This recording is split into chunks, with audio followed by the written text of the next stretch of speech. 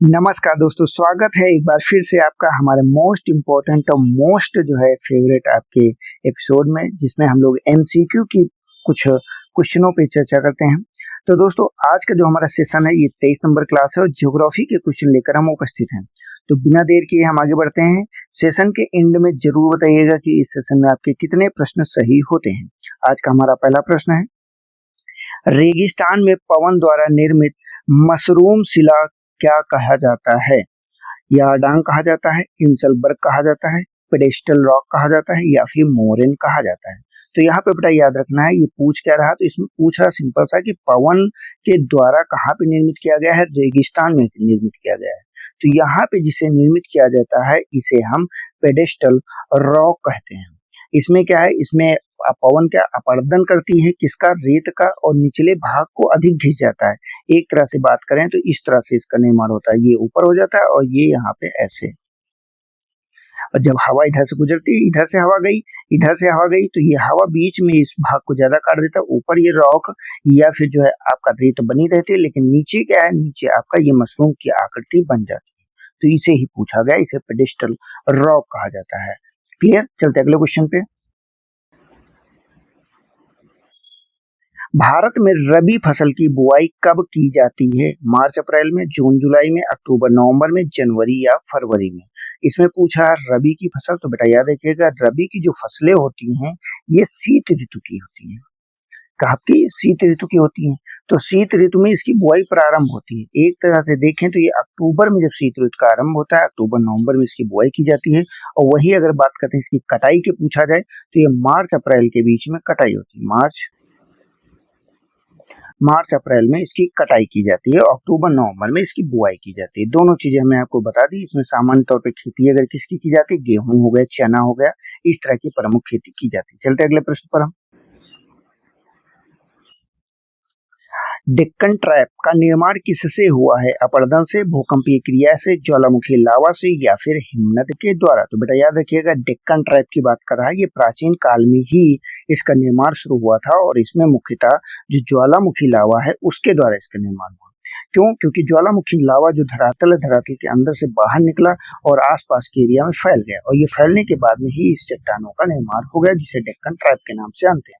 ये कैसी है? यहाँ पे इस चीज को याद रखना है, ये परतदार है, परतदार हैं। और कैसी चट्टाने हैं? बेसाल्ट की चट्टाने हैं। कैसी? बेसाल्ट की, बेसाल्ट की चट्टाने यहाँ पे पाई जाती हैं। क्लियर? चलते हैं हम अपने अगले क्वेश्चन पे। महाद्वीपीय विस्थापन सिद्धांत किसने दिया था? डार्विन ने दिया था, वेगनर ने किया था, होम्स ने दिया था या फिर रिटर ने दिया था?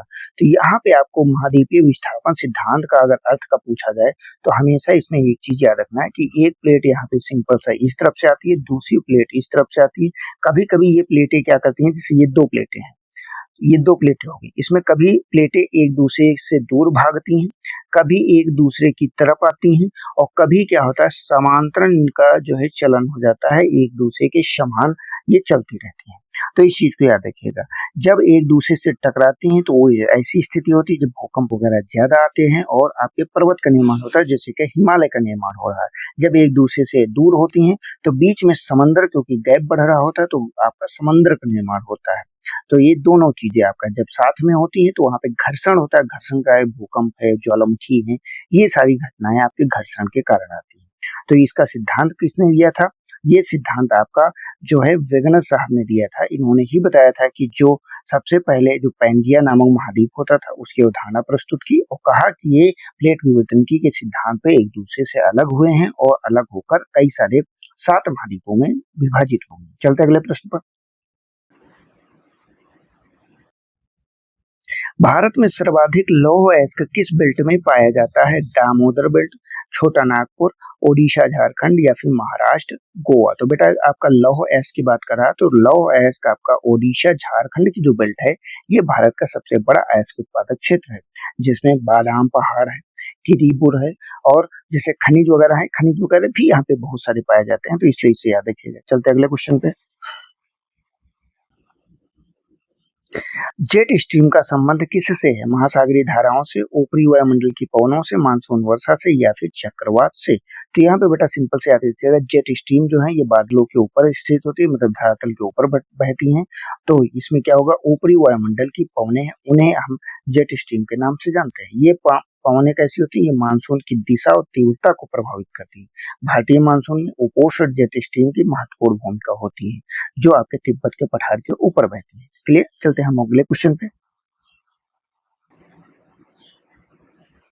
पश्चिमी घाट किस प्रकार के पर्वत हैं? मोड़दार पर्वत हैं, अवशिष्ट पर्वत हैं, ब्लॉक पर्वत हैं या फिर ज्वालामुखी पर्वत हैं? तो ये बेटा आपके ब्लॉक पर्वत आते हैं पश्चिमी घाट, क्योंकि ये भ्रंश प्रक्रिया के कारण निर्मित हुए हैं और पूर्वी घाट की तुलना में अगर देखें तो ये अधिक ऊंचे और निरंतर पाए जाते हैं। क्लियर? चलते हैं अगले क्वेश्चन पे। ब्लैक अर्थक्वेक जोन भारत में किसे कहा जाता है? जोन फर्स्ट को, जोन सेकंड को, जोन आपका थर्ड को, मतलब फोर्थ को या फिर जोन फिफ्थ को? तो यहाँ पे जोन फिफ्थ जो होता है इसे ब्लैक अर्थक्वेक जोन कहा जाता है। अब क्यों? क्योंकि ये सबसे अधिक जोखिम वाला क्षेत्र होता है, जो कि कश्मीर है, हिमालयी क्षेत्र है और उत्तर पूर्व का जो भारत है वो इसमें शामिल होता है। चलते हैं हम अपने अगले प्रश्न पर। सदाबहार वन मुख्यतः किस वर्षा सीमा में पाए जाते हैं? 50 से 100 सेंटीमीटर, 100 से 150 सेंटीमीटर, 150 से 200 सेंटीमीटर, 200 से अधिक के सेंटीमीटर। तो सदाबहार वन की बात कर रहा है, तो बेटा जहां पर भी वर्षा मैक्सिमम होगी 200 सेंटीमीटर से अधिक वर्षा, उसे ही जो है क्या कहेंगे, आपका सदाबहार वन कहेंगे। सामान्यतः अगर भारत में बात करते हैं तो ये पश्चिमी घाट है। इसके अलावा अंडमान और निकोबार का जो द्वीप समूह है वहां भी पाए जाते हैं। सामान्यतः अगर बात करते हैं, जो 0 अंश आपकी विषुवत रेखा है, इससे 10 अंश आप इधर ले सकते हैं और 10 अंश आप इधर ले सकते हैं। इसके बीच का जो एरिया होता है यही सदाबहार वन का मुख्य जोन आपका निर्धारित हो जाता है। चलते हैं हम अपने अगले क्वेश्चन पे। भारत की सबसे बड़ी मीठे पानी की लैगून झील कौन सी है? चिल्का झील है, वेम्बनाड है, लोकटक है या फिर पुलिकट है? तो यहाँ पे याद रखिएगा, जो लोकटक झील है ये आपकी सबसे बड़ी मीठे पानी की झील है। ये कहाँ पे स्थित है? तो ये बेटा आपके मणिपुर में स्थित है। ये आपके मणिपुर में स्थित है। और यहाँ की एक और जो खास बात है कि यहाँ पे इसे तैरते जो है द्वीप के रूप में भी देखते हैं, जिसमें फुंदी पाए जाते हैं। क्लियर? तो इस चीज को भी यहाँ पे याद रखना है। और ये एक आर्द्रभूमि से जुड़ा हुआ भी मैटर है, तो आर्द्रभूमि में भी इसे शामिल किया जाता है लोकटक झील को। चलते हैं अगले क्वेश्चन पे। एल्बिडो का संबंध किससे है? तापमान से है, वर्षा से है, परावर्तन क्षमता से है या फिर वायुदाब से है? तो बेटा जो एल्बिडो होता है, एल्बिडो का सामान्य सा अर्थ होता है कि परावर्तन क्षमता, मतलब जो सूर्य है आपका, ये आपका सूर्य हो गया, सन। सन से जो आपकी किरणें आ रही है, सन से जो आपकी रोशनी आ रही है, ये कितनी रिफ्लेक्ट होकर वापस पृथ्वी पे बाहर चली जाती है, उसको ही एल्बिडो कहते हैं। जो यहाँ की सतह है, सतह से कितना जो है विकिरण बाहर भेज दिया जाता है। इसमें आपको एक चीज याद रखना है, जो आपकी सबसे ज्यादा, अगर एल्बिडो की बात करते हैं, यहाँ पे नोट कर लीजिएगा, सबसे ज्यादा किसका होता है? ताजी बर्फ का होता है, ताजी गिरी बर्फ का, गिरी बर्फ का।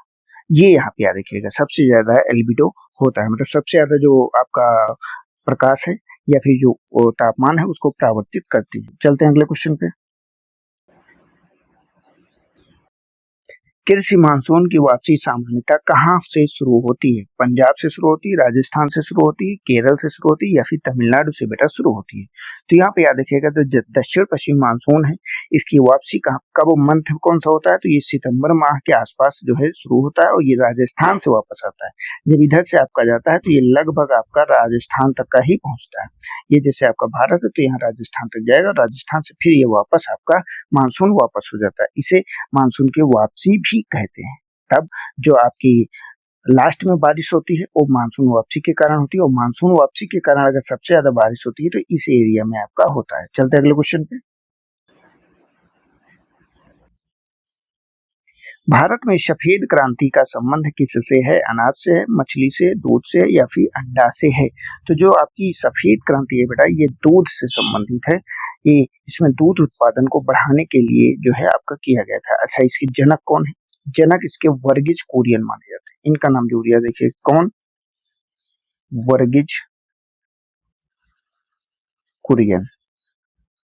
ये किसके हैं? ये दूध के सफेद क्रांति के आपको मान सकते हैं। इसी के संबंध में सफेद क्रांति को ही जो है ऑपरेशन फ्लड भी कहा जा सकता है, क्योंकि ये उसी का एक कार्यक्रम है। क्या कहते हैं? Operation flood. ऑपरेशन फ्लड ये आपको कहा जाता है। चलते अगले क्वेश्चन पे।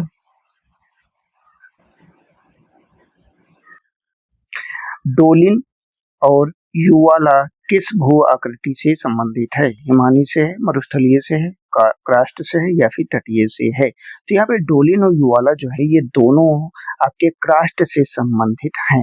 ये क्या है? ये चूना पत्थर के जो क्षेत्र होते हैं उसमें जो घुलने की क्रिया होती है उसके फलस्वरूप बनते हैं। अगर देखा जाए तो सबसे ज्यादा कहाँ पे? तो ये मेघालय जो आपका एरिया है वहां पे आप देख सकते हैं, मेघालय। क्लियर? तो इस चीज को याद रखिएगा। चलते अगले क्वेश्चन पे।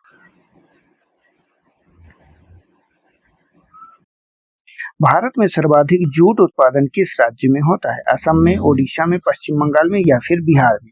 तो बेटा याद रखिएगा, जूट का उत्पादन जो है सर्वाधिक पश्चिम बंगाल में होता है। ये भारत का सबसे बड़ा जूट उत्पादक राज्य है, क्योंकि गंगा डेल्टा का जो क्षेत्र है जूट की खेती के लिए अनुकूल है, इसीलिए इम्पोर्टेंट है। तो इस चीज को याद रखिएगा। आज के हमारे इस सेशन में आपके कितने क्वेश्चन सही हुए इसको जरूर बताइएगा। इसके साथ में जो हम प्रश्न पूछे इसका भी उत्तर दीजिएगा। समुद्र ज्वार का मुख्य कारण क्या है? पृथ्वी का घूर्णन है, सूर्य का गुरुत्व है, चंद्रमा का गुरुत्व है, महासागरीय धाराएं हैं। तो इसमें जो भी सही ऑप्शन है कमेंट करिएगा। हम चलते देख लेते जो कल हमने आपसे प्रश्न पूछा था उसका उत्तर। हमारा प्रश्न था, भारत का विभाजन किस योजना के अंतर्गत हुआ है? कैबिनेट मिशन, माउंटबेटन योजना, क्रिप्स मिशन या फिर वेवेल योजना? तो जो भारत का विभाजन योजना है बेटा, ये माउंटबेटन योजना के अंतर्गत हुआ है। और कब होता है? 1947 में होता है, जब देश आजाद होता है। उसके साथ ही में दो देश बनाए जाते हैं, एक भारत और एक पाकिस्तान। तो इसलिए इन दोनों चीजों को याद रखिएगा, माउंटबेटन योजना या फिर 3 जून की योजना भी इसे कहते हैं। क्लियर? तो आप इसको याद रखिएगा। तो आज के सेशन में हम इतना ही रखते हैं। जो हमारी कल की क्लास रहेगी, कल की क्लास हमारी भारतीय राज्य व्यवस्था से रहेगी, जिसको आप जरूर देखिएगा। हमारे चैनल को जाने के पहले सब्सक्राइब कीजिए, वीडियो को लाइक कीजिए और अधिक से अधिक शेयर कीजिए। और कैसा लग रहा है आपका कंटेंट ये जरूर बताइएगा।